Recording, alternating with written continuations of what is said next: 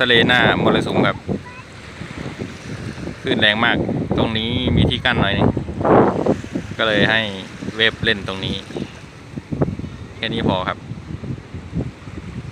พาเวฟมาเล่นน้ำทะเลตอนนี้ที่หาดพลานะครับผมหาดพลาจังหวัดระยองอำเภอบ้านฉางครับน้ำขุ่นมากน้ำขุ่นครับเพราะว่าพายุเข้า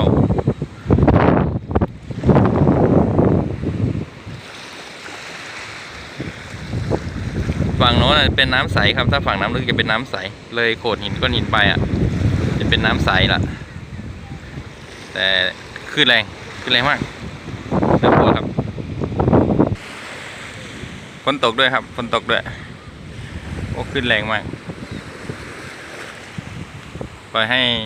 น้องเวฟเล่นกับแม่ก่อนพอให้หายาครับเมื่อวานหลอกว่าจะพามาแต่ว่าเมื่อวานฝนตกแรงก็เลยไม่ได้พามาวันนี้ฝนก็ยังจะตกอีกฝนตกปล่อยๆครับแต่ก็ให้เล่นตื้นๆนะตรงที่คลื่นไม่แรงครับเดี๋ยวเกิดเหตุไม่คาดฝันมาจะลำบาก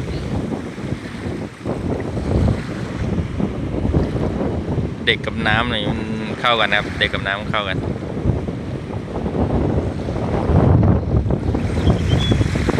ตรงนี้จะเป็นที่หลบเรือของชาวประมงเล็กได้ยินเสียงผมหรือเปล่าหรือว่าได้ยินเฉพาะเสียงลมหรือเปล่าไม่แน่ใจ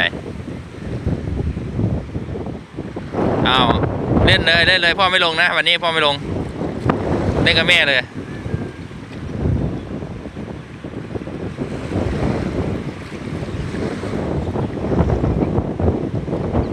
แม่ก็พาลูกเล่นเลย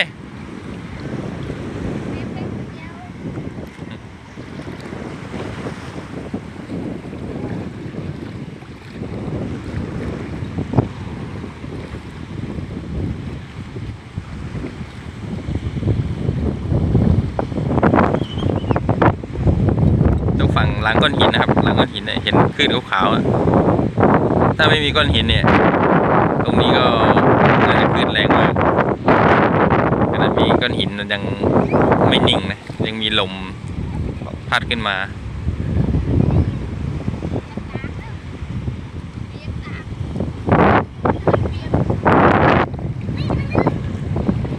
วิ่งเลย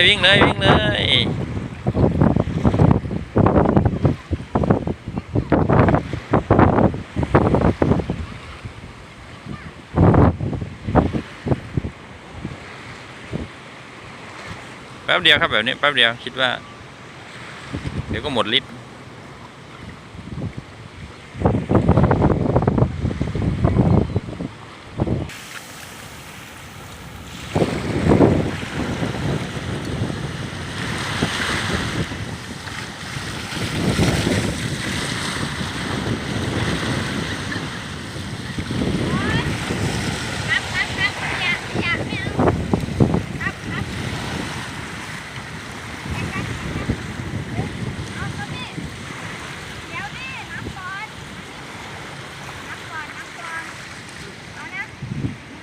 1 2 3ใครวิ่งเร็วกันไปเร็ว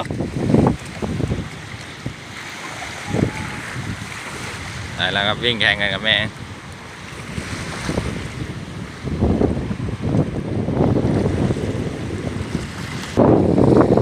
เหมือนฝนจะมาครับฝนจะมาหนาเม็ดฝั่งโน้นเลยสลาไปฝนจะมาละไม่เวิร์คครับวันนี้เดี๋ยวก็พาน้องเวฟกลับบ้านละเดี๋ยวไม่สบายครับวันนี้ลมแรงคลื่นแรงอากาศไม่เป็นใจครับใกล้ๆบ้านเดี๋ยวค่อยมาใหม่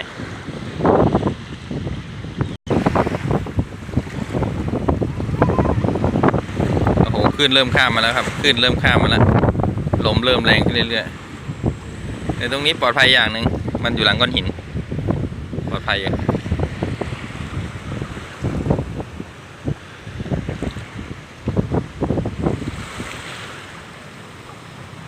กลับแล้วเหรอ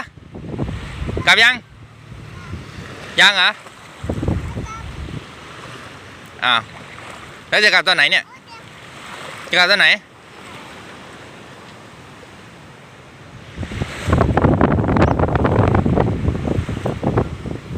ดาแม่บ้านจะไม่ลงครับ แต่วันนี้ลมแรงก็เลยให้ลงเองเลย ลงเองเดี๋ยวแป๊บเดียวก็กลับละ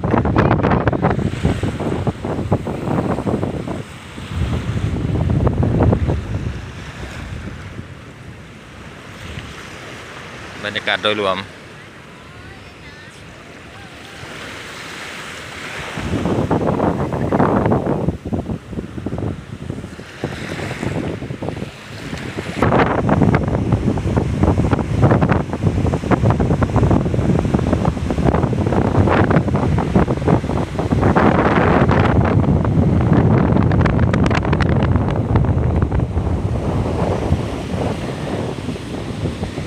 ต้องบอกว่าขึ้นลมแรงมากครับขึ้นลมแรงมากฝนตกด้วยครับฝั่งช่องแสมสารสัตหีบครับ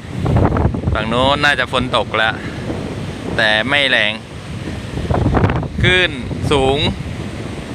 ลงเล่นน้ำนี่มีโอกาสจมน้ำครับมีโอกาสจมน้ำแน่นอนถ้าขึ้นขนาดนี้โอเคเดี๋ยวผมก็จะพาเวฟกลับละฝนเริ่มลงเม็ดขึ้นเริ่มสูงขึ้นไม่ไหวครับอันตรายโอเคครับพบกันใหม่คลิปหน้าคลิปนี้ไม่ค่อยโอเคครับไม่ค่อยโอเคว่าจะมาถ่ายทะเลสวยๆให้ดูโอเคครับ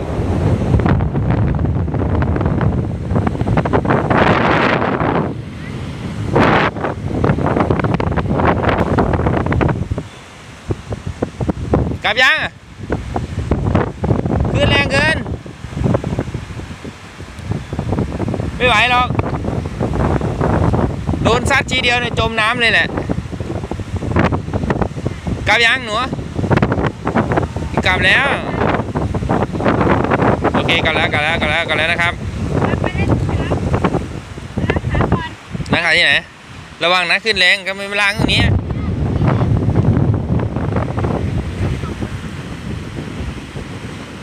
โอเคครับเว็บเดี๋ยวผมพา